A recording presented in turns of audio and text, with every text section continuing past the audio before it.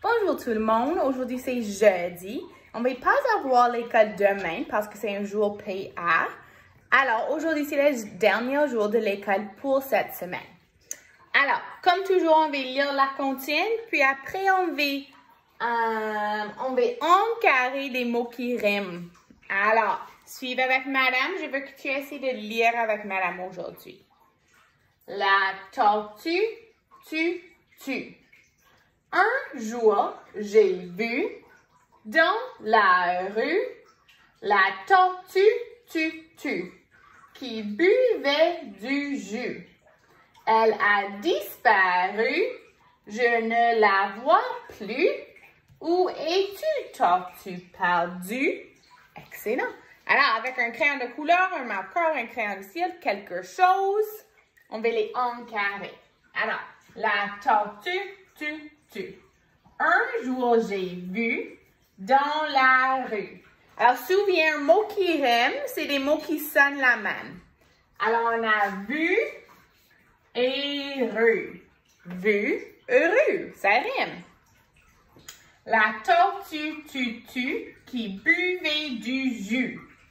Alors, on a le mot tu et jus.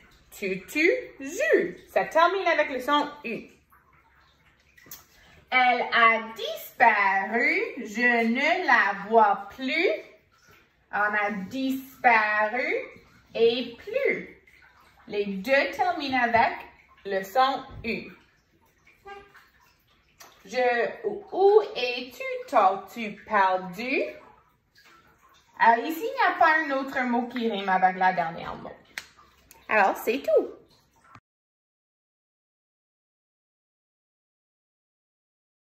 Aujourd'hui, avant de faire la lecture, je veux que tu essaies de lire ce petit poème. Et c'est comme un tongue twister. Alors, c'est la tortue tutu est tombée sur la table. Alors, je veux que tu lis le plus vite que tu peux. Alors, la tortue tutu est tombée sur la table. Essaye de lire la plus vite que tu peux. Après, est-ce que tu peux le dire 3 fois?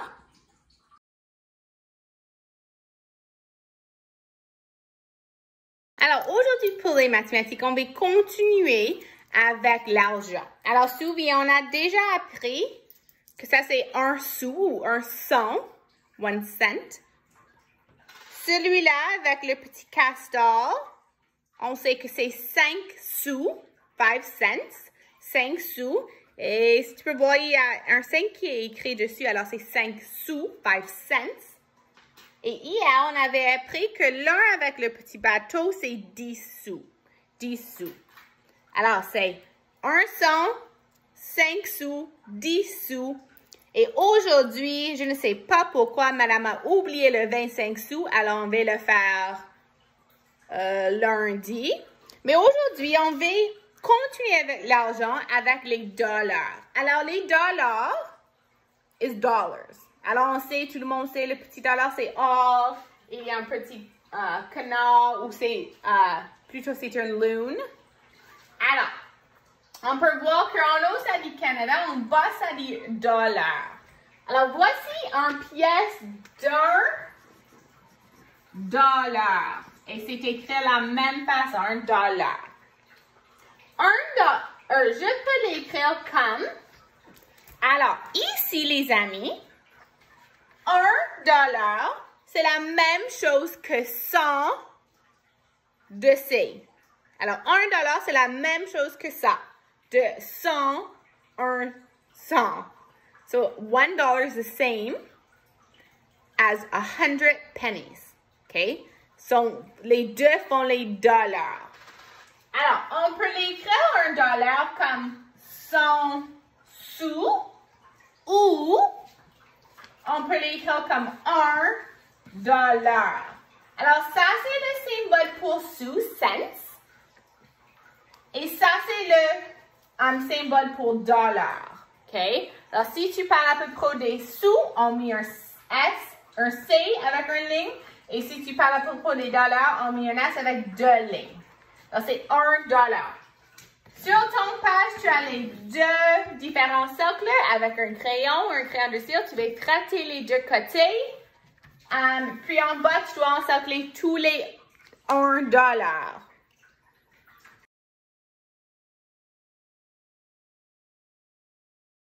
Alors, la dernière fois qu'on avait fait l'écriture, on avait commencé à planifier une histoire.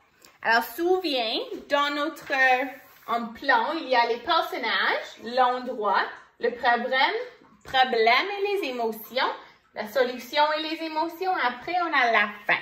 Alors, aujourd'hui, on va juste commencer à écrire le début, the beginning, le début de l'histoire. Alors, ça veut dire que dans le début, on doit écrire les personnes et l'endroit. Et qu'est-ce qu'il fait?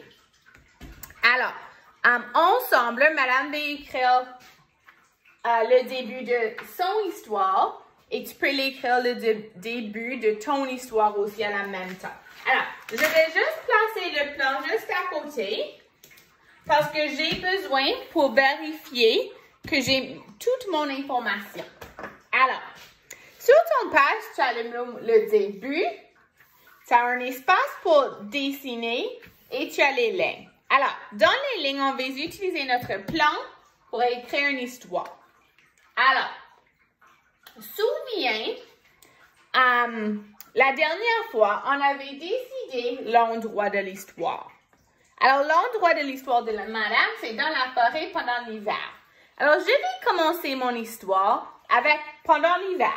Alors, parce que souviens, dans le début, tu dois inclure les personnages, l'endroit et qu'est-ce qu'ils font. Alors, je vais commencer pendant l'hiver. Et maintenant, je vais inclure mes personnages. Alors, tu peux l'écrire n'importe quoi, quelle façon, mais tu dois faire attention que tu as ton personnage, l'endroit et qu'est-ce qu'ils font. Alors, pendant l'hiver, et mes personnages, Lola et Luna.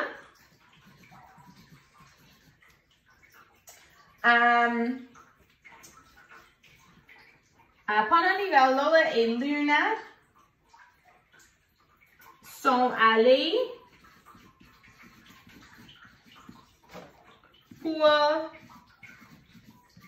un promenade. Un petit marche, au walk. Alors, pendant l'hiver, Lola et Luna sont allés pour une promenade. OK? Alors, j'ai mes personnes, Lola et Luna. Qu'est-ce qu'ils font? Aller pour une promenade. What are they doing? They're going for a walk. Et j'ai besoin de mon endroit. Alors, elles, parce que c'est une fille les deux, elles sont allées dans la forêt. OK? C'est tout. Alors, on est fini avec notre début. Parce que j'ai mes personnages, Lola et Luna. J'ai mon endroit dans la forêt. Et qu'est-ce qu'ils font? Ils allaient pour un petit promenade. Alors, ça, c'est tout pour le début de mon histoire. Je ne vais pas écrire des autres détails. On va laisser pour le problème, solution et la fin de l'histoire. Alors, pendant l'hiver, Lola et Luna sont allées pour une promenade. Elles sont allées dans la forêt. OK? Alors ici, tu peux dessiner. Tu ne dois pas colorier, mais je veux que tu dessines juste très brièvement, really quickly, très vite, un petit dessin parce que ça, c'est pas notre bon copy. Okay, ça, c'est le brouillon. This is our rough copy. So we're going to rewrite this into a good copy. Okay, alors, c'est le brouillon. Rough copy. Alors, moi, je vais dessiner. Alors, je sais que c'est l'hiver, un forêt et l'île. Alors, je vais dessiner mon forêt ici. Je sais qu'une forêt a beaucoup d'arbres. Je vais dessiner peut-être un petit chemin ici. Et je vais dessiner un soleil. Puis je sais que c'est pendant l'hiver, alors je vais dessiner des flocons de neige. Et peut-être je vais dessiner neige sur les arbres. Et des collines de neige. Et sur le petit chemin, je vais dessiner mes deux chats qui marche. Alors, souviens, ce n'est pas ton bonne copie. Alors, tu peux juste dessiner très vite. Alors, voilà les deux chats. Et ils ont les dans la forêt. Et c'est tout pour aujourd'hui. On va arrêter là. On va continuer la semaine prochaine.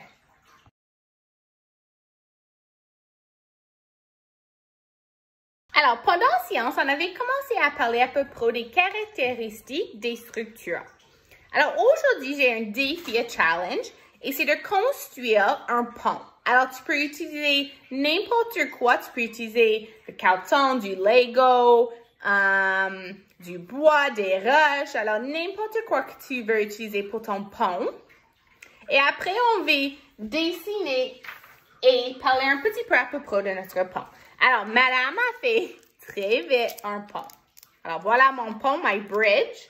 Alors, si je voulais, je pourrais marcher par ici. Alors, c'est un pont. Alors, voilà, un pont. Alors, maintenant, je vais dessiner en haut. Après que tu aies fini ton pont, tu vas le dessiner aussi. OK, alors, j'ai mon premier marqueur, deuxième marqueur et troisième marqueur. Voilà mon pont. Et maintenant, je vais encercler les caractéristiques de mon pont. Alors, mon structure est grande ou petite? Alors, je regarde dans mon structure, c'est petit. Alors, je vais juste encercler le mot petit. Est-ce que c'est triangulaire, circulaire? Et la mienne, c'est actuellement un petit peu comme un carré. Alors, je vais juste écrire à côté quelque part. Je vais juste écrire carré, c'est d'accord?